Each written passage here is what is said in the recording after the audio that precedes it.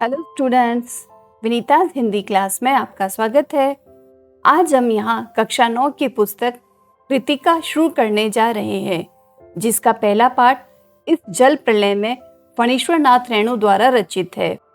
जैसा कि इसके शीर्षक से ही पता चलता है कि यहाँ जल प्रलय का वर्णन है, तो आइए बढ़ते हैं आगे और पढ़ते हैं इस जल प्रलय में का सारांश।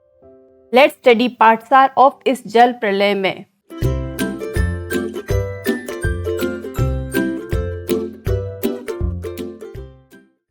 सबसे पहले हम पढ़ेंगे फणीश्वर नाथ रेणु जी का जीवन परिचय। इनका जन्म स्थान बिहार का अररिया था और जन्म 4 मार्च 1921 को हुआ था। इनकी मृत्यु 11 अप्रैल 1977 को हुई थी। इन्होंने कई कृतियां लिखी, जिसमें मेला आंचल, ठुमरी, ऋण जल, नेपाली क्रांति कथा आदि प्रमुख रही है और इन्हें अपने प्रथम उपन्यास मेला आंचल के लिए पद्मश्री से भी सम्मानित किया गया था। जीवन परिचय के बाद अब हम पढ़ते हैं इस पाठ का परिचय। इस जल प्रलय में लेखक ने बाढ़ के कारण हुई त्रासदी का वर्णन किया है। तो बाढ़ क्या होती है? जब नदियों में पानी पूर्णतया भर जाता है अत्यधिक बारिश के कारण या अन्य कारणों के कारण, तब मनुष्य को किन किन विपदाओं का सामना करना पड़ता है, यहाँ पर लेखक ने उसी का वर्णन किया है। बाढ़ की स्थिति में लोगों को कैसी समस्याओं और कठिनाइयों से गुजरना पड़ता है, लेखक ने बड़ी सावधानी पूर्वक बाढ़ से उत्पन्न समस्याओं का यहाँ चित्रण किया है। यह पाठ प्रकृति आपदा के समय मनुष्य की विवशता और झेली जाने वाली यातनाओं का बड़ा मार्मिक चित्र प्रस्तुत करता है। यातनाएं यानी कि तकलीफें, और मार्मिक जो कि दिल को छू जाए, हृदय को छू जाए, वैसा चित्र यहाँ लेखक ने प्रस्तुत किया है। किसके बारे में बताकर? प्राकृतिक आपदाओं के बारे में, प्रकृति के द्वारा आने वाली मुसीबतों के समय के बारे में लेखक ने इसका परिचय हमें करवाया है। आइए बढ़ते हैं इसके सारांश की तरफ। इस जल प्रलय में फणीश्वर नाथ रेणु द्वारा लिखित रिपोर्टाज है। रिपोर्टाज वह रिपोर्ट जिसे साहित्यिक या कलात्मक रूप में लिखा जाए, जिसमें उन्होंने सन 1975 ईस्वी में पटना में आई प्रलयंकारी बाढ़ का आंखों देखे हाल का वर्णन किया है। खतरनाक तरीके की जो बाढ़ आई थी उसका वर्णन लेखक ने यहाँ किया है। लेखक का गांव एक ऐसे क्षेत्र में था जहाँ की विशाल और परती जमीन पर सावन भादों के महीनों में पश्चिम, पूर्व और दक्षिण में बहने वाली कोसी, पनार, महानंदा और गंगा की बाढ़ से पीड़ित मानव और पशुओं का समूह शरण लेता था। तो लेखक ऐसे गांव में था जहां पर बाढ़ से पीड़ित कई तरह के लोग आकर शरण लेते थे। सन 1967 में भयंकर बाढ़ आई थी। तब पूरे शहर और मुख्यमंत्री निवास तक के डूबने की खबरें सुनाई देती रही। लेखक बाढ़ के प्रभाव और प्रकोप को देखने के लिए अपने एक कवि मित्र के साथ निकले। जब ये खबरें सुनाई दी कि भयंकर बाढ़ आ चुकी है, मुख्यमंत्री निवास भी डूब रहा है, तब लेखक अपने कवि मित्र के साथ देखने के लिए निकले कि कैसी तरह से बाढ़ आई है और बाढ़ का क्या प्रकोप है, कितनी भयंकर बाढ़ है। तभी आते जाते लोगों के द्वारा आपस में जिज्ञासावश एक दूसरे को बाढ़ की सूचना से अवगत कराते देख लेखक गांधी मैदान के पास खड़े लोगों के पास गए। जिज्ञासावश से तात्पर्य क्यूरियोसिटी। लोग क्यूरियोसिटी में पूछ रहे थे कितना पानी आया, कहाँ आया, और एक दूसरे को उसके बारे में अवगत भी करा रहे थे, बता रहे थे। तो ये पता करने के लिए लेखक भी गांधी मैदान के पास खड़े लोगों के पास चले गए। शाम को 7:30 बजे पटना के आकाशवाणी केंद्र यानी कि रेडियो स्टेशन ने घोषणा की कि पानी आकाशवाणी के स्टूडियो की सीढ़ियों तक पहुंच गया है। बाढ़ का पानी देखकर आ रहे लोग पान की दुकानों पर खड़े हंस बोलकर समाचार सुन रहे थे, लेकिन लेखक और उनके मित्र के चेहरे पर उदासी थी। कुछ लोग ताश खेलने की तैयारी कर रहे थे।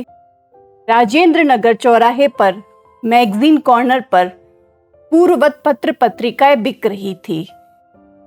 लेखक कुछ पत्रिकाएं लेकर तथा अपने मित्र से विदा लेकर अपने फ्लैट में आ गए। तो यहाँ लेखक ने वर्णन किया है कि आकाशवाणी केंद्र से जब ये सूचना आई कि पानी बढ़ रहा है, पर कुछ लोगों का इसका कोई फर्क नहीं पड़ा। वे पान की दुकानों पर हंस बोलकर बातें कर रहे थे और मैगजीन कॉर्नर पर पहले की तरह ही पत्र पत्रिकाएं भी बिक रही थी। लेखक ने भी कुछ पत्रिकाएं खरीदी और अपने मित्र से विदा लेकर या उसे बाय बाय बोलकर अपने फ्लैट में आ गए। वहां उन्हें जनसंपर्क विभाग की गाड़ी से लाउड स्पीकर पर की गई बाढ़ से संबंधित घोषणाएं सुनाई दी। उसमें सबको सावधान रहने के लिए कहा गया। तो वहां लेखक ने लाउड स्पीकर पर अनाउंसमेंट सुने कि वहां पर कहा जा रहा है कि सब सावधान हो जाए। रात में देर तक जगने के बाद लेखक सोना चाहते हैं, परंतु नींद नहीं आती। वे कुछ लिखना चाहते हैं और तभी उनके दिमाग में कुछ पुरानी यादें तरोताजा हो जाती है। सन 1947 में मनिहारी में बाढ़ आई थी। लेखक को उसकी यादें ताजा हो जाती है। लेखक अपने गुरुजी के साथ नाव पर दवा, किरासन तेल, पका ही घाव की दवा और दिया सलाई आदि लेकर सहायता करने के लिए वहां गए थे। लेखक को याद आता है कि वह अपने गुरुजी के साथ दवाई और किरासन तेल, जिसे हम केरोसिन तेल भी कह सकते हैं, दिया सलाई यानी कि मैच बॉक्स या माचिस, और पका ही घाव जो कि पानी में रहने के कारण हाथ पांव में गलने जैसा घाव हो जाता है, उसकी दवा लेकर लेखक वहां सहायता के लिए पहुंचे थे। इसके बाद 1949 में महानंदा नदी ने भी बाढ़ का कहर बरपाया था। कहर बरपाना एक मुहावरा है जिससे तात्पर्य है कि अत्यधिक अपनी भीषणता दिखाई थी, क्रोध दिखाया था। लेखक वापिस थाना के एक गांव में बीमारों को नाव पर चढ़ाकर कैंप ले जा रहे थे। तभी एक बीमार के साथ उसका कुत्ता भी नाव पर चढ़ गया। जब लेखक अपने साथियों के साथ एक टीले के पास पहुंचे तो वहां एक ऊंची स्टेज बनाकर बलवाही का नाच हो रहा था। बलवाही का नाच एक प्रकार का लोक नृत्य है। जब लेखक वहां पहुंचा तो उन्होंने देखा कि वहां वह बलवाही का नाच हो रहा है और लोग मछली भूनकर खा रहे थे। एक काला कलूटा नटुआ लाल साड़ी में दुल्हन के हाव भाव को दिखा रहा था। ऐसी बाढ़ की त्रासदी में भी कुछ लोग एंजॉय कर रहे थे। फिर एक बार सन 1967 ईस्वी में 1967 में जब पुनपुन का पानी राजेंद्र नगर में घुस गया तो कुछ सजे धजे युवक युवतियों की टोली नाव पर स्टोव, केतली, बिस्कुट आदि लेकर जल विहार करने निकले। विहार का मतलब होता है घूमना, और जब नाव में चलते हैं हम तो उसे हम जल विहार कहते हैं। उनके ट्रांजिस्टर पर हवा में उड़ता जाए गाना बज रहा था। यह गाना फिल्म बरसात का था जो कि सन 1949 में आई थी, जिसकी गायिका लता मंगेशकर थी।